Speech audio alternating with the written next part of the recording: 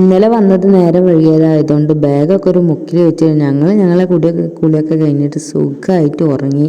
നേരം വെളുത്തിട്ടാണ് ഇതൊക്കെ ഒന്ന് സെർച്ച് ചെയ്ത് നോക്കുന്നത്. ബാഗിലായിരുന്നു എല്ലാ രേഖകളും വെച്ചിട്ടുണ്ടായിരുന്നത്. പിന്നെ ഡ്രസ്സൊക്കെ ഒരുപാട് കൊണ്ടുപോയിട്ടുണ്ടായിരുന്നു. എത്ര ദിവസമാണ് നിൽക്കാന്ന് അറിയില്ലല്ലോ എന്ന് വിചാരിച്ചിട്ട്. ഒരുപാട് ഡ്രസ്സൊന്നും ഇടാത്തതുകൊണ്ട് തിരുമ്പാനൊന്നും ഒരുപാടൊന്നും ഇല്ല. പോകുമ്പോൾ ഇട്ട ഡ്രസ്സും പിന്നെ ഒരു കൂട്ടും മാത്രമേ ഇട്ടിട്ടുണ്ടായിരുന്നുള്ളൂ. അവിടെ എല്ലാ കാര്യങ്ങളും ഇപ്പം എങ്ങനെ വെച്ചിട്ട് അതുപോലെ തന്നെ തിരിച്ച് വെച്ചിട്ട് പട കയ്യിൽ തന്നെ കൊടുക്കാമെന്ന് വിചാരിച്ചിട്ടാണ് ഈ കവറിലൊക്കെ ആക്കി സെറ്റാക്കണത്. എങ്ങനെ ആയാലും ഡോക്ടർ 7 ദിവസം കഴിഞ്ഞിട്ട് ഇപ്പാൻ്റെ രക്തമൊക്കെ ടെസ്റ്റ് ചെയ്തിട്ടൊന്ന് ചെല്ലാൻ പറഞ്ഞിട്ടുണ്ട്. അപ്പം എങ്ങനെ ആയാലും അടുത്ത ആഴ്ച ഒന്ന് പോകണം. പിന്നെ ഇത്താത്ത പറഞ്ഞു തിരുമ്പാനുള്ളതായിട്ടൊക്കെ തറവാട്ടിക്ക് പോവാം, അവിടുന്ന് മിഷീനിൽ ഇട്ടിട്ട് തിരുമ്പിയിട്ട് നമുക്ക് തിരിച്ചു വരാമെന്നാണ് പറഞ്ഞത്. അത് ഇപ്പാനോട് പറഞ്ഞപ്പോൾ ഇപ്പം വേഗം മാനാക്കാടെ വണ്ടി ഏൽപ്പിച്ചിട്ടുണ്ടായിരുന്നു ഞങ്ങൾക്ക് പോകാൻ വേണ്ടിയിട്ട്. പിന്നെ പുതിയ വീടായതുകൊണ്ട് തന്നെ ഒരുപാട് പാത്രങ്ങളൊന്നും ഇവിടെ ഇല്ല. അപ്പം ഞങ്ങൾ ഹോസ്പിറ്റലിൽ കൊണ്ടുപോകാനായിട്ട് പാത്രങ്ങളൊക്കെ എടുത്തത് തറവാട്ടിൽ നിന്നായിരുന്നു. അപ്പം അതും അങ്ങോട്ട് കൊണ്ടുപോയി വെക്കണം. അങ്ങനെയൊക്കെ വിചാരിച്ച് ഇങ്ങനെ നിൽക്കുന്ന ടൈമിലാണ് ഇപ്പം വിളിക്കുന്നത് അവിടെ കറണ്ട് ഇല്ല എന്നും പറഞ്ഞു. കറണ്ട് ഇല്ലെങ്കിലും കുഴപ്പമില്ല, എങ്ങനെയായാലും പോകണമെന്ന് വിചാരിച്ചു. കാരണം എന്താ വെച്ചാൽ അവിടെ നിന്ന് കുറച്ച് ദിവസമായി അങ്ങോട്ട് പോയിട്ട് അവിടെ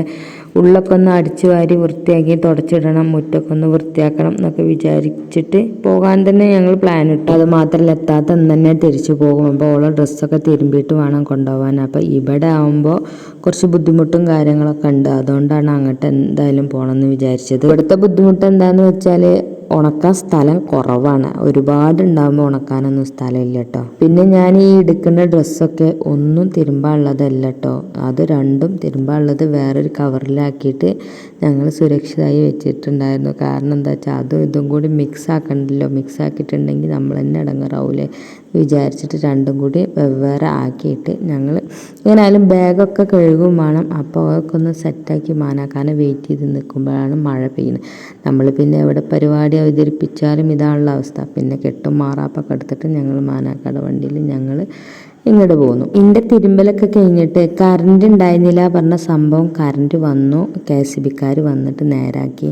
കുറച്ച് കഴിഞ്ഞിട്ടുണ്ട് ഇപ്പോൾ വന്നിട്ട് എൻ്റെ അടുത്തേക്ക് വന്ന് എൻ്റെ ചെരുപ്പൊക്കെ ഇട്ടിട്ട് വരുന്നു.